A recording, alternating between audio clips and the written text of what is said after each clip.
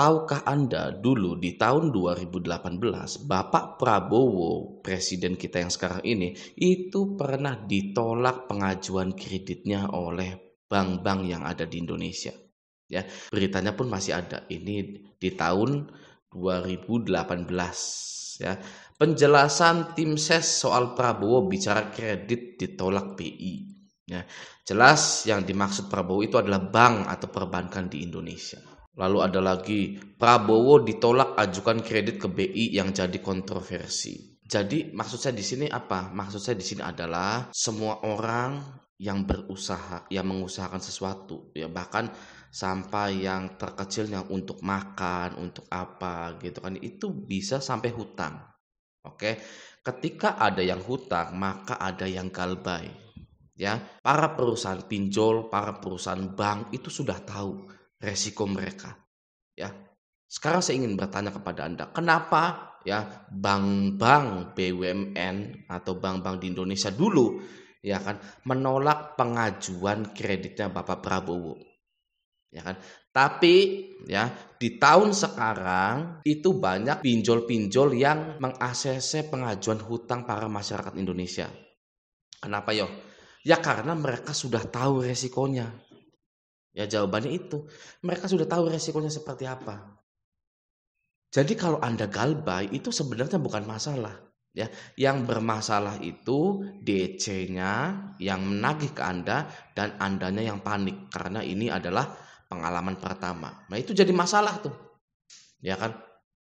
Andanya kaget, takut, cemas, panik gitu kan. DC-nya galak-galak, sudah disetting dari sananya galak-galak gitu ya. Padahal perusahaan pinjolnya itu sudah tahu bahwa banyak yang akan gagal bayar.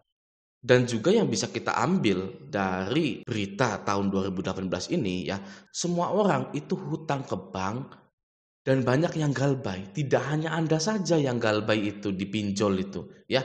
Ada pengusaha yang utangnya ratusan juta di bank. Ya, bahkan miliaran. Saya pun pernah melihat sendiri orang utang miliaran di bank. Ditagihnya apa? Sopan yang nagihnya. Jadi bagi Anda yang galbay-galbay di pinjol, mulai dari sekarang stop cemasnya, stop paniknya, karena hal ini adalah hal lumrah. Ibaratnya mereka itu, para perusahaan-perusahaan pinjol itu bohongan, marah-marah ke Anda itu. Ya, wong mereka bisnisnya saja minjemin uang, ya resikonya nggak balik dong. Makanya ada asuransinya, asuransi kreditnya. Seperti itu, simpelnya. Ya, apalagi yang harus ditakutkan? Ya, semua ini sudah disetting. Ya, pinjol Anda itu sudah ada settingannya, sudah disetting. Anda gagal bayar, oh oke, nanti akan klaim asuransi, kerugiannya segini, keuntungannya segitu. Seperti itu. Ya, jadi makanya saya sangat menyayangkan orang yang bunuh diri. Aduh, ya segitu sudah disetting bahwa utang galbay itu auto lunas, ada asuransinya, ini malah bundir gitu kan. Nah, saya ucapkan selamat bagi Anda yang sudah mengetahui channel ini. Nah, sekarang tentang DC-nya, tentang DC yang di PHK, banyak di PHK lah gitu ya. Nah, ini dia dari CNBC News Indonesia gitu ya. Ramai pinjol P2P bangkrut dan PHK, anggota Aftek berkurang 10%. Nah, jadi sudah mau bangkrut dan PHK juga gitu ya. Ini PHK ini kalau menurut saya termasuk DC lapangan pinjol juga pastinya. Ya, karena DC lapangan pinjol itu kosnya sangat besar sekali. Oke, gajinya ngelebihin UMR, tapi targetnya belum tentu bisa menutupi di bulan itu juga. Ya, nah berita seperti ini juga termasuk dalam misi kita di tahun 2024. Nah, saya sudah beberapa kali bilang kepada Anda bahwa di tahun 2024 ini saya pengen banyak berita-berita yang seperti itu. Ya, pinjol bangkrut, pinjol A dicabut, pinjol B dicabut, pinjol C ini di stop oleh OJK, banyaknya PHK gitu ya. Tahun 2024 wajib dibanyakan berita seperti itu. Oke, nah berbicara tentang PHK DC pinjol gitu ya, apakah saya harus senang mendengar berita DC pinjol itu di PHK? Oh ya senang, ya senang sekali saya itu. Ya kalau DC pinjol itu semuanya di PHK. Nah ada dua versi, ya versi yang toksik ya, atau versi yang baik. Nah versi yang toksik saya sangat suka sekali kalau DC pinjol itu dipecatin ya karena sudah kurang ajar, sudah sebar data mengakibatkan adanya yang bunuh diri gitu ya. ngirim-ngirim paket nggak jelas, sebar data di sosmed, dan lain-lain. Bahkan pemikiran toksik ini jadi tidak toksik karena DC pinjol terlalu jahat, terlalu keji, terlalu kejam ya terhadap nasabah-nasabahnya sehingga mengakibatkan bunuh diri. Ya. Jadi kalau ada pikiran toksik, ya DC pinjol dipecat, nggak bisa makan, nggak bisa ini, nggak bisa ngasih uang ke pacarnya, gitu, nggak bisa senang-senang, nggak bisa have fun, gitu, ya nggak apa-apa. Ya bagus itu seperti itu. Karena kalau bekerja sebagai DC lapangan, dia itu akan menyebabkan korban lagi ke depannya. Bahkan sayangnya atau mirisnya itu mereka tidak tahu kalau pekerjaan mereka itu bisa mengakibatkan korban bunuh diri lagi. Ya nggak tahu ya, masih anak kecil, masih SMP, masih AE gitu kan, kalau ditanya juga sebenarnya gimana mereka bisa sadar kalau pekerjaan mereka itu bisa membuat orang bunuh diri. Ya. Nah, itu alasan kenapa saya itu senang sekali melihat DC itu dipecatin. Gitu. Itu toksiknya. Kalau baiknya, begini saya jelaskan ya. DC pinjol dipecat itu sebenarnya dia yang diselamatkan dari keburukan-keburukan yang akan datang. Ya. Bisa saja kantor Anda nanti itu digerebek polisi ya, dan Anda ditangkap. Ya, bosnya sih di luar negeri, bosnya luar negeri, ya kan?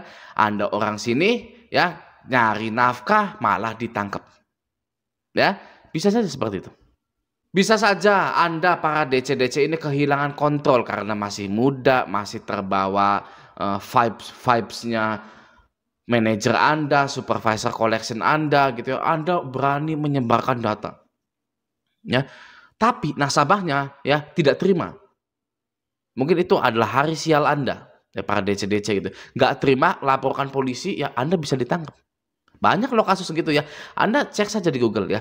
DC pinjol ditangkap, banyak sekali. Ya. Bisa saja Anda juga adalah yang membuat atau mencetak orang itu bunuh diri lagi. Ya, sudah ada yang mengakhiri hidupnya, ada yang mengakhiri hidup temannya. Ya, bisa saja Anda itu next yang menciptakan orang yang mengakhiri hidupnya lagi. Lalu yang tidak disadari, Anda itu orang Indonesia, ya, yang menghancurkan orang Indonesia juga. Oke, ya, bos Anda itu orang luar negeri, gitu ya.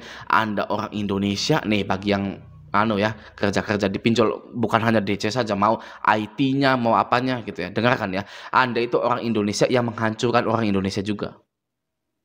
Ya memang terbukti ucapan dari mantan Presiden Republik Indonesia yang pertama, Bapak Insinyur Soekarno.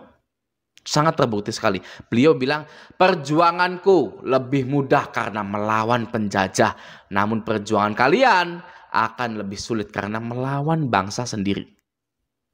Ya, atau menghancurkan bangsa sendiri gitu ya. Melawan bangsa sendiri. Ya, DC pinjol yang kasar sampai menelan korban, joki pinjol yang nipu, penipu di pinjol yang gasak limit orang lain, ya, hacker yang ngirim link-link aplikasi yang mengurus m-banking. Ya, itu saling menghancurkan bangsa sendiri. Sangat terbukti sekali ucapan dari Bapak Insinyur Soekarno. Ya, maka dari itu saran saya, jika pinjol tetap ada ya di Indonesia, kitalah yang harus menjauhi pinjol-pinjol tersebut. Ya, atau kalau Anda tidak bisa menjauhi pinjol, Anda masih terjerat pinjol, maka minjollah yang banyak sampai Anda tidak bisa lagi membayar dan segera gagal bayar. Ya, agar Anda tidak bisa lagi punya kredit dimanapun. Ya, Anda tidak lagi pusing dengan tagihan-tagihan pinjol yang tidak masuk akal, bunganya nggak masuk akal, tenornya nggak masuk akal, ya, penagihan yang kasar, yang mengintimidasi, ancaman dan lain-lain. Ya, sudah. Akhiri saja, Anda minjol yang banyak, ya, galbaikan semuanya, ya, sudah, lupakan pinjol Anda, hapus aplikasinya, ya, ganti nomor WA, ya, kalau ada debt collector lapangan datang, nggak usah ditemui.